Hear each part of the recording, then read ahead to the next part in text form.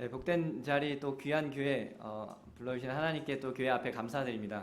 뭐 어떻게 저희 여기 왔는지는 모르겠습니다. 뭐 목사님 소개 전화 한 통 이렇게 받고 와 이렇게 좀 이런 예배와 마지막 예배이기도 하고 또 오늘 음영부 또 헌신 예배로 들어서 달려왔습니다. 원래는 저희 예배도 지금 겹치는데 교육자가 저뿐 거의 2명 있습니다.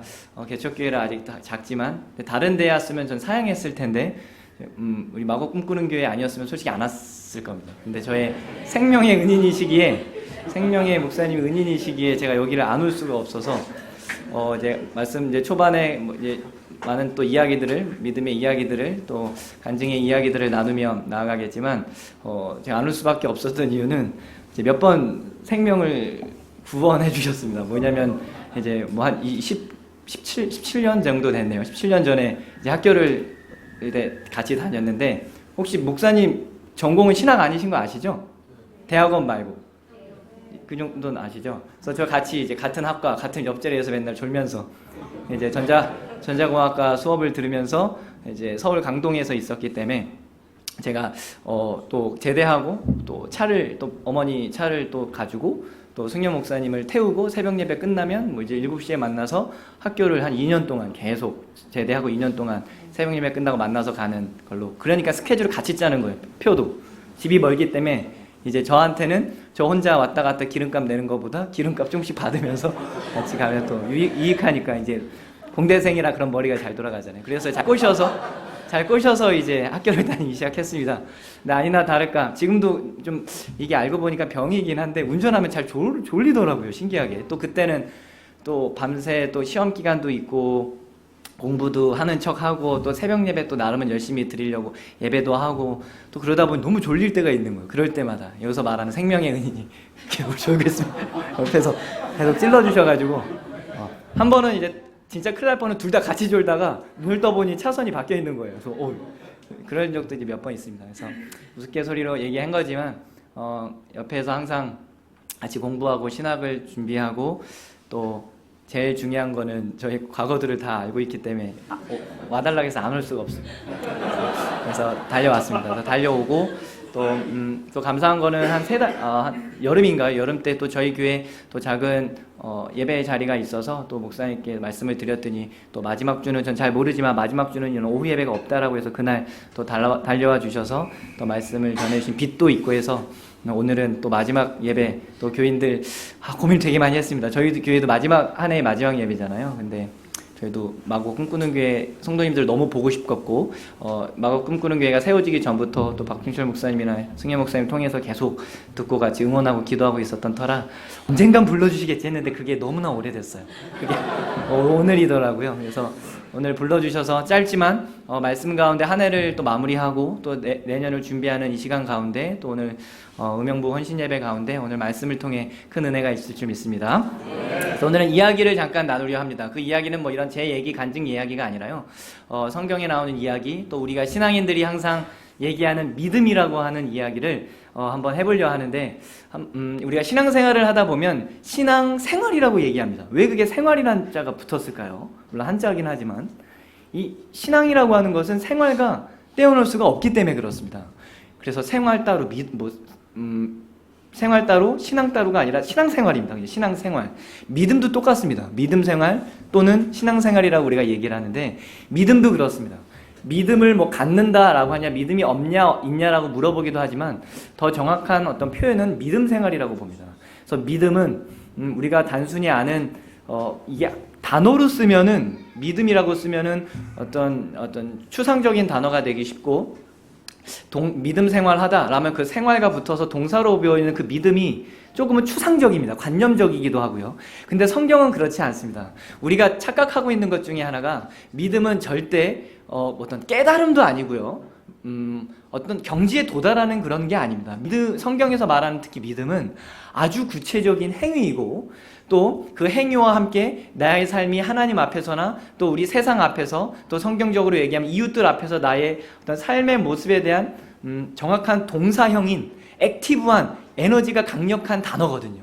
근데 이것을 우리가 모르고 신앙생활, 저도 많이 그렇게 할 때가 많고, 그래서 저도 어떤 목회자이기 전에 신앙인으로서 또 믿음 생활을 하는 이 땅의 한 사람으로서 고민할 때 항상 이 본문을 묵상하게 됩니다. 그래서 오늘 이 본문도 저한테는 또 올해 한 해를 돌아보면서의 또 믿음에 대한 묵상이고, 또 우리 꿈꾸는, 또 마곡 꿈꾸는 교회에서도 이 믿음 생활이 한 해를 돌아보시고 내년을 준비하는 데 있어서 귀한 말씀으로 하나님의 은혜로 마음 가운데 심겨지길 소망합니다. 한번 믿음하면 무엇이 떠오르십니까? 어떤 믿음하면 어떤 게 떠오릅니까?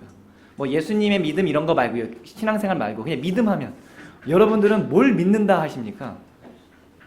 우리가 말할 때, 믿음할 때 뭘 믿으세요? 보이지 않는 걸 믿는 것도 믿는 거지만, 뭐 우리 신앙인들은 예수님을 믿기도 하고 또 하지만 또 뭘 믿으세요? 또 결혼하신 분들이나 또 혹시 결혼 안 하신 분들은 뭐 사랑을 이야기할 때 너 나 믿어 이런 거 있죠. 오빠 믿어 이런 거 있잖아요. 뭘 믿는 거예요? 뭘 믿게 해달라고 하는 거예요? 보이지 않는데. 가만 보면은 단순한 이 믿음이라고 하는 것은 보이지 않는 것이지만 뭐 히브리서에 있는 것처럼 정말 실상이라는 겁니다.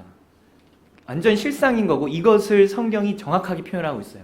오늘 이 말씀이 아주 중요합니다. 그래서 이게 오늘 믿음에 대한 이야기라고 해서 이 아말렉 족속과 싸우는 이스라엘 백성들의 첫 전투였는데, 여기서 믿음의 이야기가 어디 있어요? 라고 한번 보면 보이진 않습니다. 근데 저도 그랬고 늦게 알았습니다. 이제 뭐 신학생을 하고 이제 원어로 조금 성경을 보다 보니 여기서 나오는 아주 중요한 믿음이 있는데 우리가 그걸 놓치고 있어요.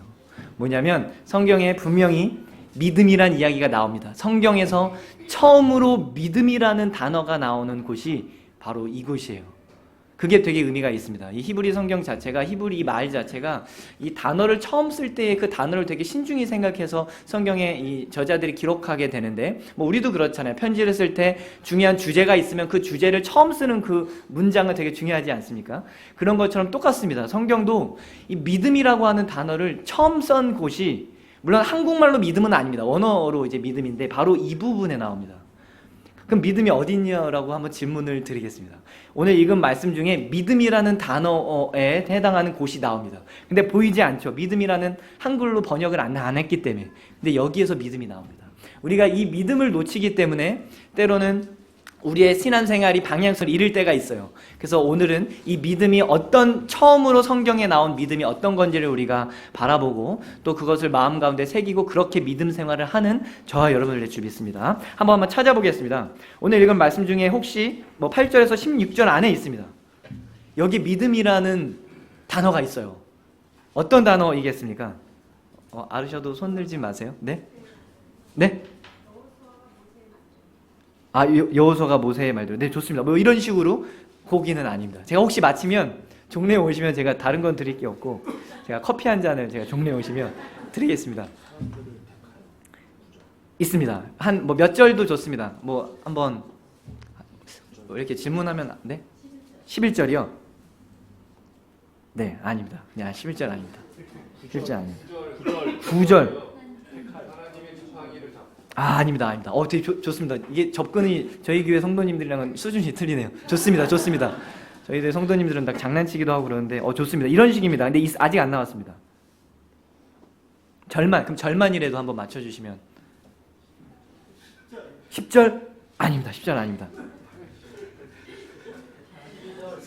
네? 그냥 8절부터 하나씩 불러주시면 될 것 같은데. 8절부터 하나씩. 네? 16절? 12절. 누구세요? 네. 종로 5가 대학로 3기 10에 오시면 제가 거기서 평생 커피 내리고 있거든요. 오시면 제가 커피 한 잔 꼭 내려드리겠습니다. 연동교회 뒤에 있습니다. 네, 맞습니다. 여기 12절에 있는데 오늘 요 말씀으로 우리 믿음에 대해서 같이 나누고 우리가 믿음 생활을 정말 하고 있는지 아니면 믿음을 그냥 저 먼 나라에 남겨놓고 있는지, 그냥 교회는 왔다 갔다 하지만 그리고 수십 년간 뭐 여기 대부분 또 저보다 더 신앙생활 오래 하신 분들도 많으신 걸로 알고 있습니다. 신앙생활을 수십 년간 해오면서 정말 믿음 생활을 해왔는지 한번 돌아봤으면 좋겠습니다. 근데 이 믿음은 오늘 이 제목에 보면 혹시 제목 잠깐 지나갔는데 설교의 제목 혹시 보이시나요? 네, 원래 저희 교회는 땡땡땡으로 했을 텐데 이렇게 되면 너무 장난치는 것 같아서 원래 믿음은 땡땡땡에서 요걸 맞히는 게 원래 진짜 커피였는데 믿음은 이야기입니다. 이 믿음이라고 하는 건 이야기가 뭐냐면 간단한 예로 이런 거예요. 여기에 꿈꾸는 교회, 마곡 꿈꾸는 교회 뭐 담임 목사님은 뭐 이승현 목사님입니다. 이건 사실입니다. 인터넷을 쳐보면 나오나요, 인터넷? 네, 나옵니다. 그리고 뭐 성도님들도 알고 계시고, 이것은 이야기라고 하지 않습니다. 이 이야기는 그냥 사실인 거죠. 이렇게 있구나. 뭐 그 교회 담임 목사님은 뭐 이승현 목사님이구나. 뭐 장로님은 누구시구나. 이거는 그냥 누구나 봐도 한 사건이고, 사건이 아니라 사실이라고 표현하며, 이거는 이야기라고 하지 않습니다. 이야기는 뭐냐면 이런 거죠. 승현 목사님을 보니 하나님이 살아계심을 저는 믿거든요. 다른 사람은 몰라도 제가 승현 목사님 볼 때 하나님이 살아계심을 압니다.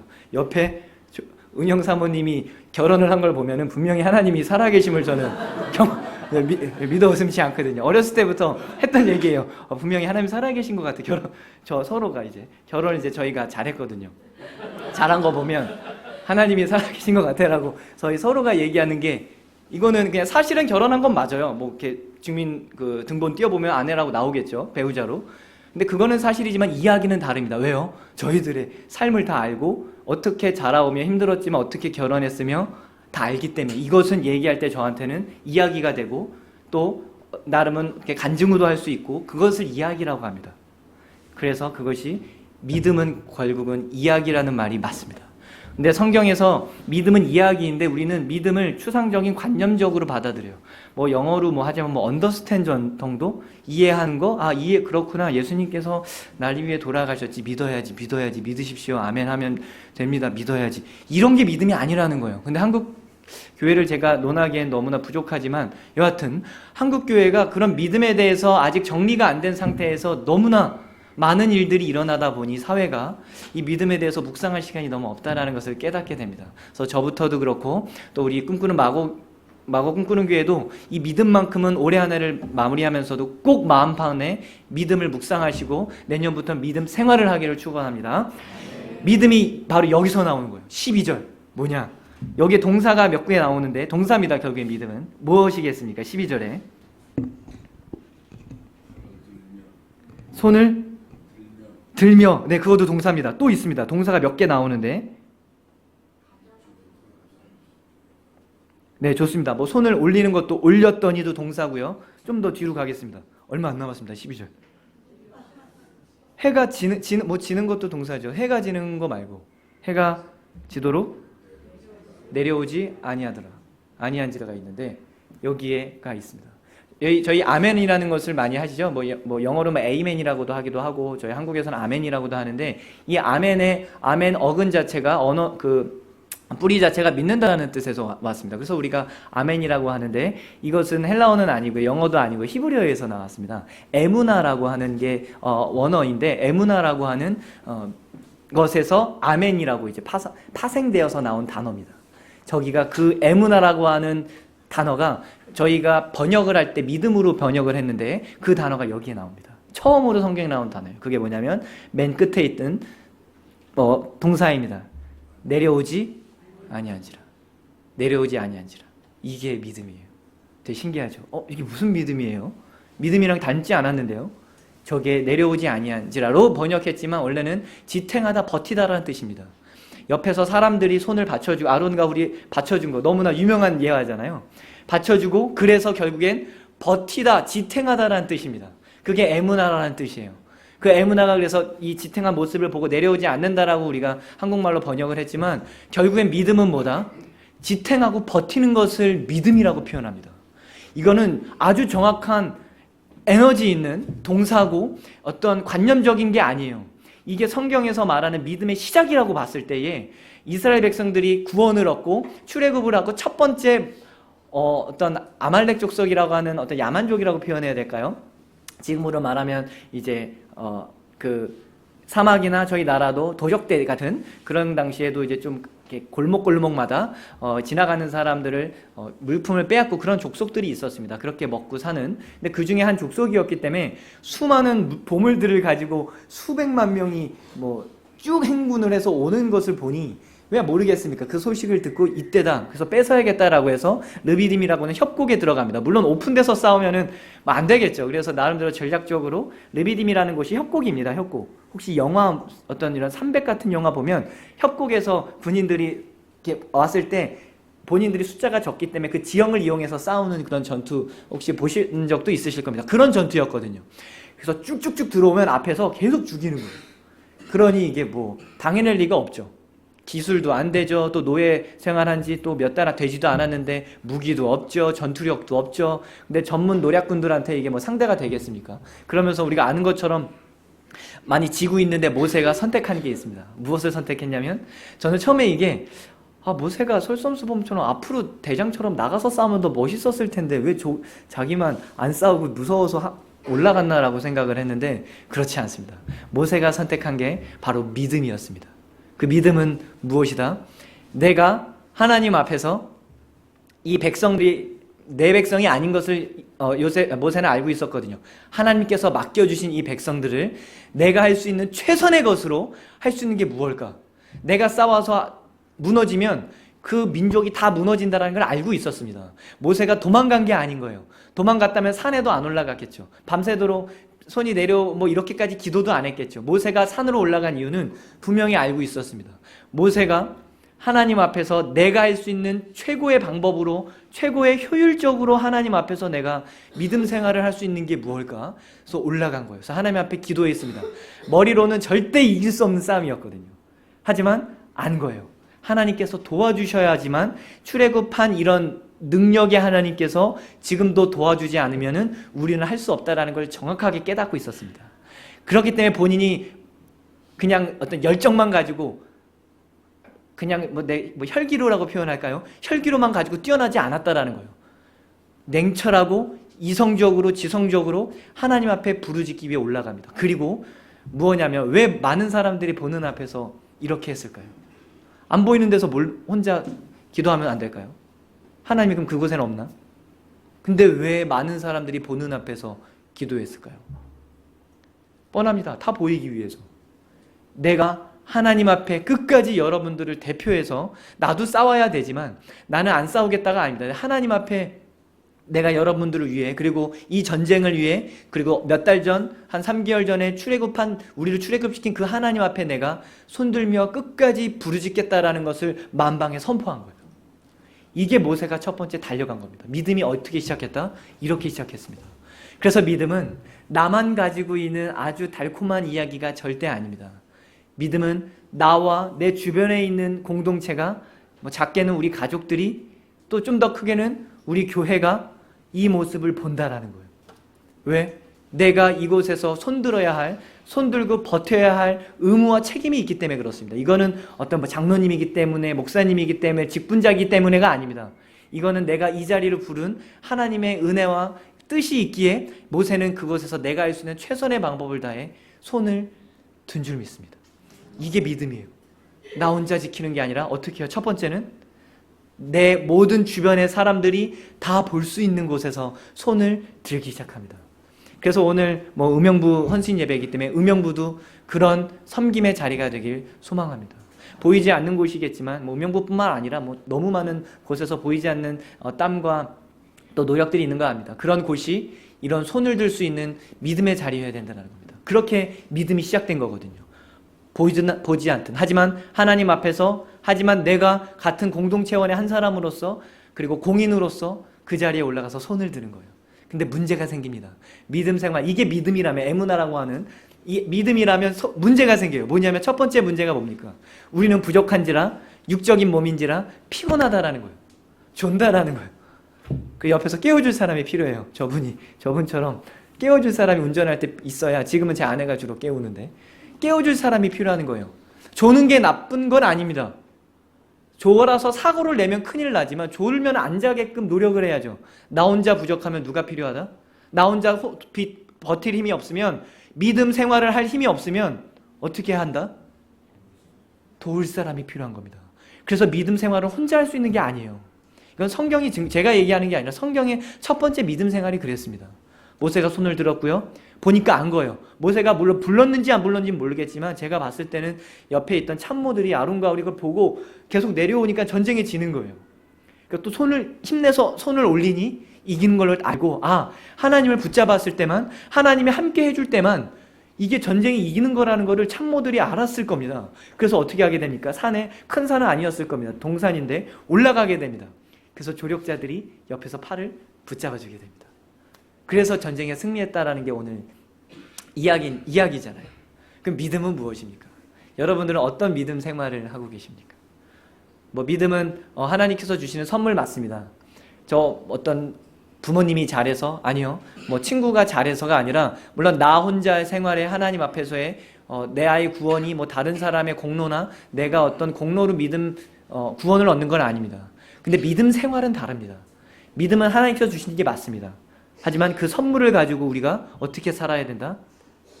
나 혼자만 그걸 꽁꽁 싸매고 사는 건 믿음이 아닙니다. 교회에서야, 여기 있는 분들이 아니라 모 교회는 혹시나 여기는 안 그렇겠지만 교회에서는 너무나 잘해요. 그러고 나서 전철을 탈 때 그 빨간 자리 원래 앉으면 안 되는 거잖아요. 근데 물론 여러 가지 사정이 있겠습니다만 가끔은 모른 체하고 앉아서 졸고 있는 분들이, 조는 척하고 있는 젊은 분들도 계시고, 저도 심지어 진짜 피곤할 때는 자리가 한 자리 비우면 이렇게 옆에 있는 어른들이 계신데도 좀 부끄러운 얘기지만 한두 번 앉아간 적이 있거든요. 원래 양보를 할 수도 있는데 너무 피곤해서 앉아서 이렇게 조는 척 한 적도 있긴 합니다. 근데 믿음 생활은 뭐냐, 이런 겁니다. 나는 힘들어도 내가 할 수 있는 하는 선에서, 나보다 물론 어른들이 더 힘들면은 자리에 양보하는 그 하나, 그게 믿음 생활이라는 거예요. 교회 생활, 성경 달달 외우는 것도 물론 믿음 생활입니다. 성경을 뭐 모르라고 하는 게 아니라, 믿음은 우리의 삶 가운데 아주 구체적인 삶의 한순간에서 믿음 생활이 나오는 줄 믿습니다. 모세가 바로 그거거든요. 모세가 자기가 할 수 있는 거, 물론 여러 가지가 있겠지만 할 수 있는, 눈에 보이는 것 중에 리더로서 할 수 있는 것, 그거였다라는 겁니다. 그리고 힘들 때 도움을 청하는 게 무서운 게 아닌 거예요. 믿음은 부끄러운 게 아닙니다. 믿음 생활이 약한 건, 믿음이 전 없어서 못할 것 같은데요, 아니요, 그건 부끄러운 게 아니에요. 저는 못하니까 도와주세요라고 하는 게 믿음 생활일 줄 믿습니다. 그리고 또 하나, 얘기를 안 할지라도, 저렇게 하면 참 뭐 설거지를 하고 있는데 힘들겠네, 그럼 내가 가서 도와야지, 그게 믿음 생활인 줄 믿습니다. 왜요? 그게 뭐 내가 뭐 먹으려고 아니잖아요. 이 그릇을 우리 교우들과, 아니 뭐 일터에서는, 학교에서는, 가정에서는 그렇게 도와가며 내가 할 수 있는 선에서 했을 때에 그것이 나와 또 우리라고 하는 사람이 힘을 얻을 수 있다면 그것에서부터 믿음 생활이 시작되는 줄 믿습니다. 그래서 오늘 성경에 나오는 이 내려오지 아니하더라, 지탱하다라는 말이 한국말로는 거의 제일 비슷한 번역인데, 이 지탱하는 겁니다.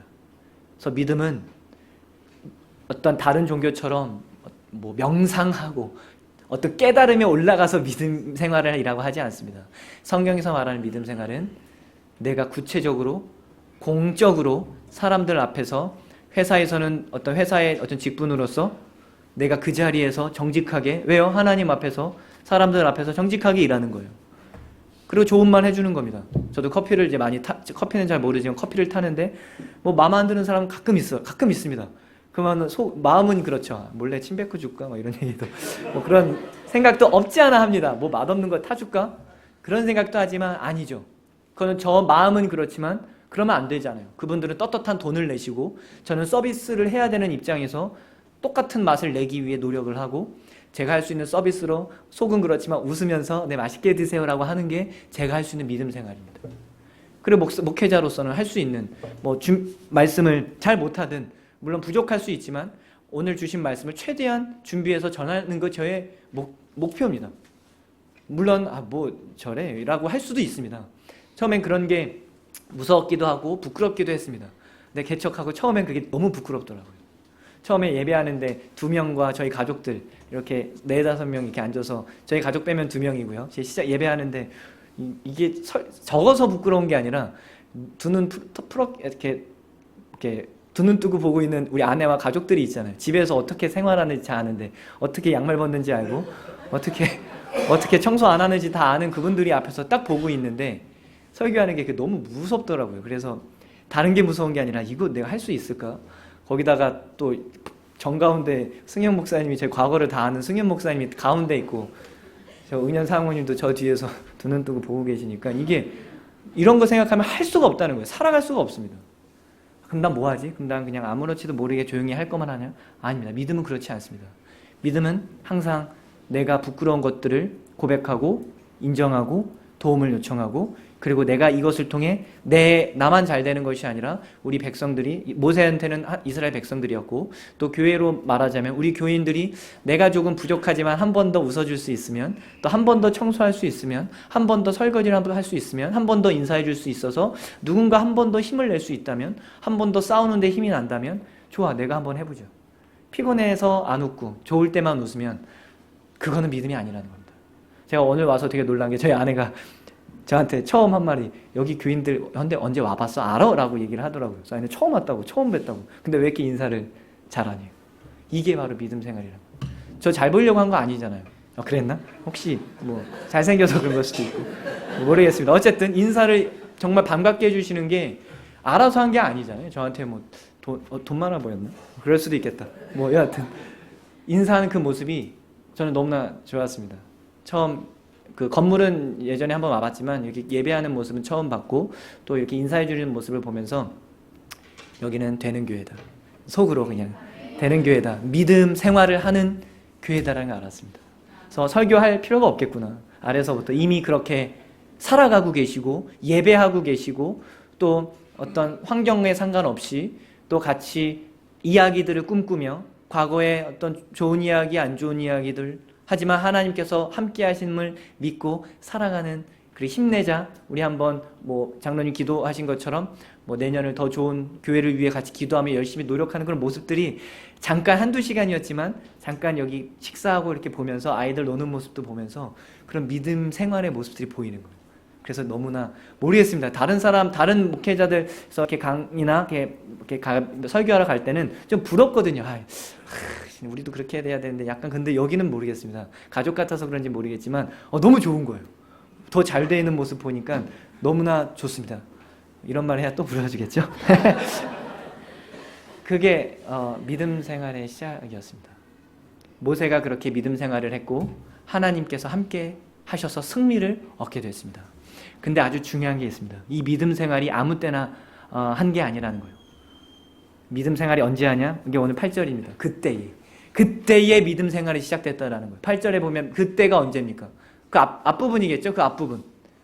그때에 바로 아말렉이 쳐들어오면서 이제 모세가 믿음 생활을 하게 되는데 그때가 언제냐면은 이스라엘 백성들이 읽진 않겠습니다. 위에가 어떠냐면 그 무리바라고 하는 마사나 무리바라고 하는 그 물 달라고 다퉜던 그런 이야기가 있었던 이벤트가 있었던 곳입니다. 그래서 하나님께서 마사와 무리바라고 하셨고 그리고 이스라엘 자손이 다툰 거예요. 물 달라고 막 다투기도 하고 출애굽했는데 너무나 감격으로 나왔는데 이제 신앙생활 구원이라는 걸로 해서 자유를 얻게 됐는데 막상 주변을 돌아보니 음식도 없죠. 덥죠. 사막이죠. 그리고 앞은 막막하죠. 뭐 어떻게 될지도 모르겠죠. 언제 또 애굽에서 쫓아올지 어떤 도적대 같은 또 아말렉 같은 또 이런 족속들을 만날지 모르죠. 이런 상황 가운데 힘든 거예요. 몇 시간 전만 몇 달 전만 해도 기뻐가지고 날뛰었는데 조금만 삶을 돌아보니 불편하니 다툼이 시작됐다라는 겁니다.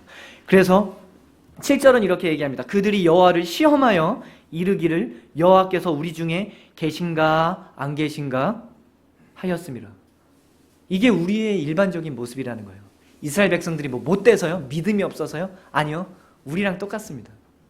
저희도 그렇습니다. 뭔가 하나님께서 은혜 받고 은혜 주시면 이렇게 하면 되겠지. 하나님 감사합니다. 이제 내년부터는 아니면 다음 주부터는 아니요 내일부터는 은혜 받고 주일날 은혜 받고 올해 은혜 받고 한번 내일부터는 열심히 하겠습니다 라고 하지만 조금만 지나도 작심삼일 아니요 한 3시간만 지나도 언제 그러냐는 듯이 짜증이 올라오게 되고 주변을 바라보면 물이 없고 사막이기 때문에 그리고 이게 가족도 그렇고 너무나 이게 힘든 거예요. 삶을 보니. 그러니 불평이 나오는 건 당연한 겁니다. 그리고 다투게 되고 그래서 하나님께서 얘기하신 것처럼 시험을 하게 되는 거예요. 하나님이 우리 중에 계신가 안 계신가. 이게 우리의 모습입니다. 근데 바로 그리고 나서 바로 나오는 게 그때예요. 그때에. 바로 이런 하나님이 우리 가운데 계신가 안 계신가를 불평하고 있을 그때에, 답답한 그때에, 어둠 가운데 내 힘으로는 도저히 해결할 수 없는, 좀 전에 분명히 은혜를 받고 여기까지 살아왔는데 엄청난 출애굽에 대한 경험을 했음에도 불구하고 분명히 그런 은혜가 있는 건 머리로는 알아요. 근데 삶이 힘드니 거기서 바로 그때의 다툼이 일어나고 거기서 하나님이 시험하게 되는 거예요. 하나님 어디 계십니까? 하나님 살아 계십니까? 나와 함께하고 계십니까? 그러는 그때에 믿음이 보이는 겁니다. 그게 오늘 본문이에요. 그때에 바로 모세가 믿음 생활을 한 거예요. 그래서 다 보이는 곳으로 올라간 거예요. 이게 믿음이라는 걸 선포하는 겁니다. 우리가 물론 전쟁에선 승리했습니다. 우리가 아는 것처럼 이 전쟁 승리하고 그 다음에 평안했나요? 아니요. 또 불평하고 또 하나님 시험하고 또 넘어지고 그러면서 광야 생활을 40년 동안 하는 것이 역사적인 기록이잖아요. 그게 우리의 삶이라는 거예요. 믿음은 무엇입니까? 우리는 완벽하지 않습니다. 물론 믿음은 좋은 거고 믿음은 하나님께서 주신 아주 좋은 하나님의 선물이지만 우리가 부족하기 때문에 우리는 넘어질 수밖에 없는 존재임을 인정하고 받아들여야 될 줄 믿습니다. 그리고 나서 믿음 생활을 해야 되는 거예요.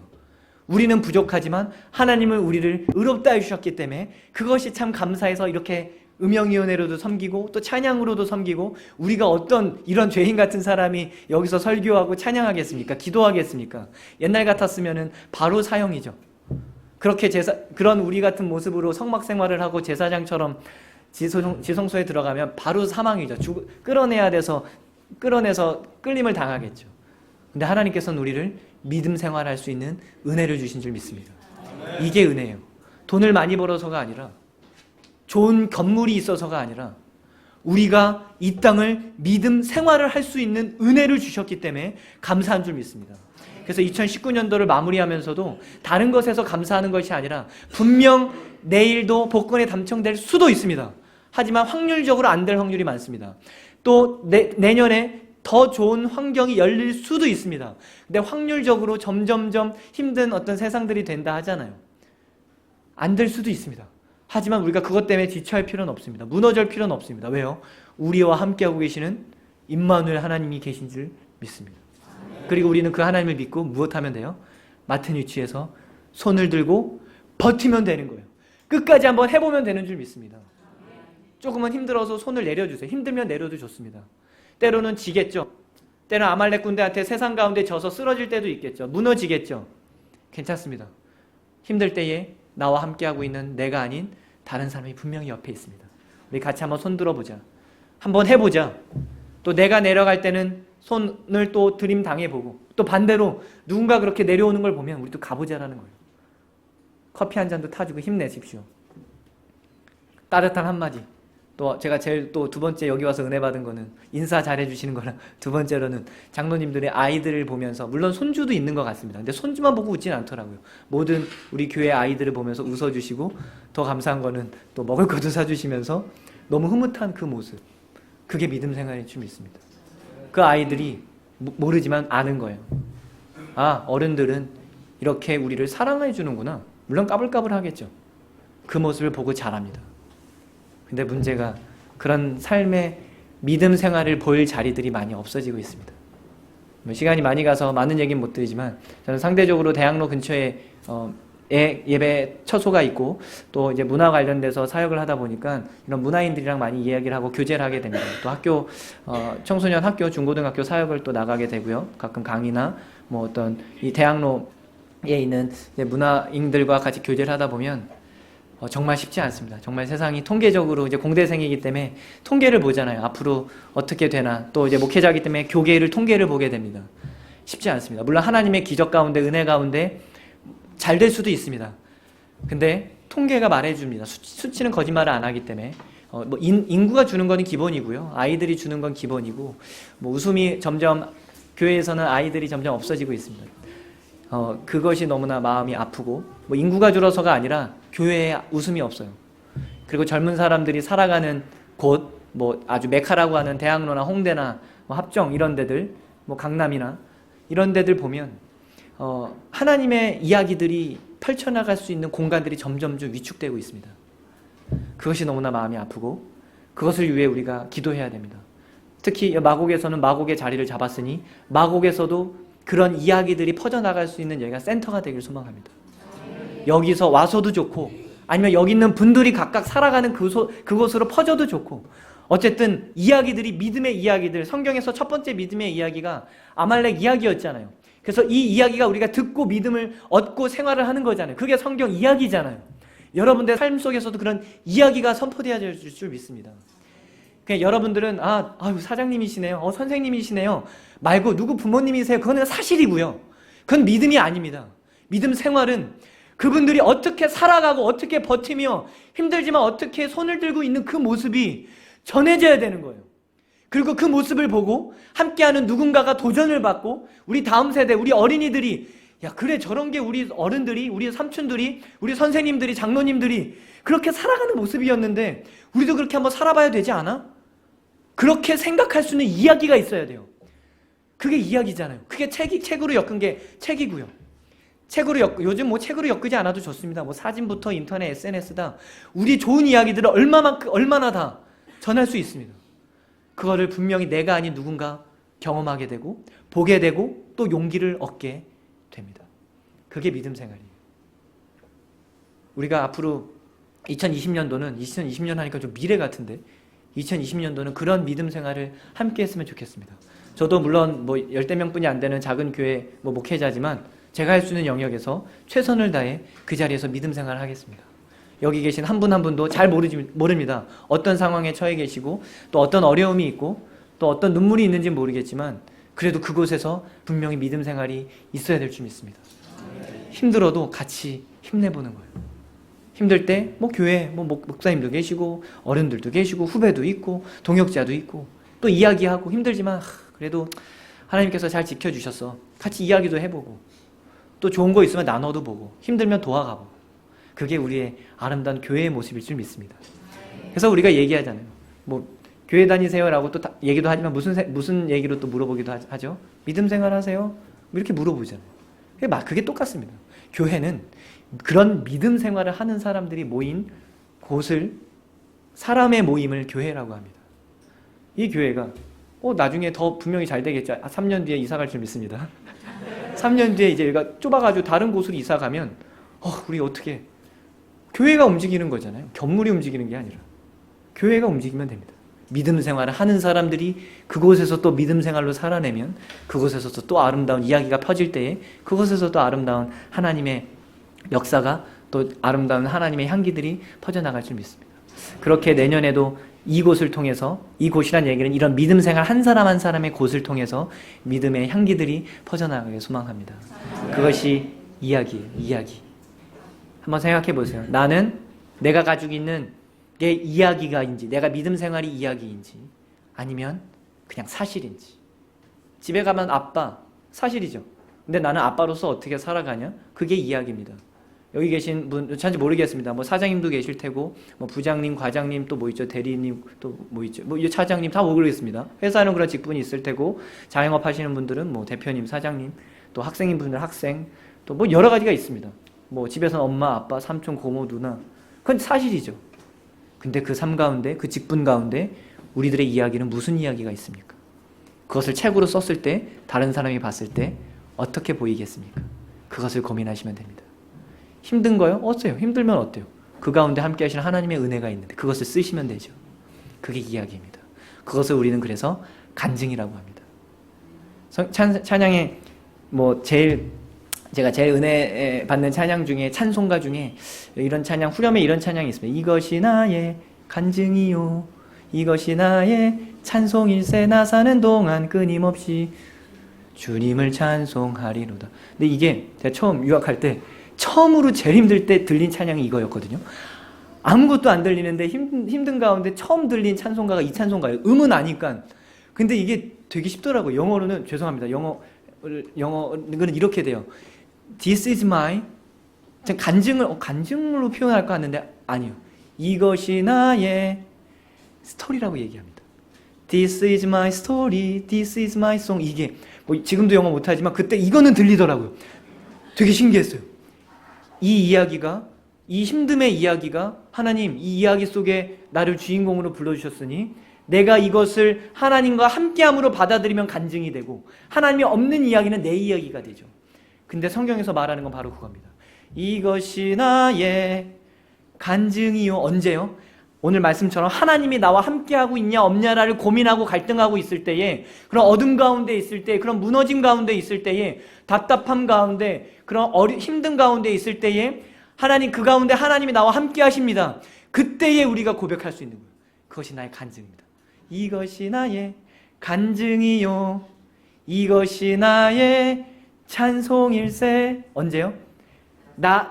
살아가는 평생 동안, 나 사는 동안 끊임없이 누구를요?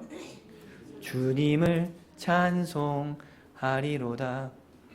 이것이 우리의 믿음의 이야기가 될 줄 믿습니다. 하루를 살아도, 한 시간을 살아도, 아니요, 이 단 한순간의 짧은 시간에 얼마만큼 이 땅 가운데 우리의 이야기가 펼쳐질지 모르겠지만 이 땅을 사는 아주 짧은 시간 동안, 물론 이야기를 쓰다 보면 별의별 일이 많겠죠. 좋은 일, 부끄러운 일, 또 자랑하고 싶은 일, 모르겠습니다. 하지만 이 이야기의 주인공, 나와 함께하고 계시는 주인공이 누구다? 임마누엘, 하나님일 줄 믿습니다.